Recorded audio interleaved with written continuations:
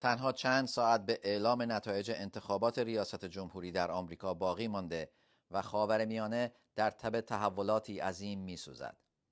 برنده انتخابات هر که باشد، نظمی که در خاورمیانه در حال شکل گیری است، ایران را به سوی نقش سرنوشت ساز خود در این منطقه نزدیکتر خواهد کرد و در نهایت این امریکاست که مهمترین تأثیر را بر این روند خواهد داشت.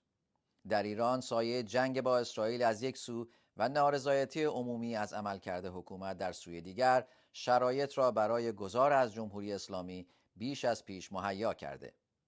این شرایط همه جریانات سیاسی داخل و خارج کشور را نیز به تکاپو انداخته. برخی نگاه خود را از قدرت تغییر توسط مردم به حمله نظامی دولت‌های خارجی معطوف کردند، برخی دیگر بر این باورند تغییر توسط مردم و در داخل کشور صورت می‌گیرد. اما نگاه دولت‌های خارجی، خصوصا ایالات متحده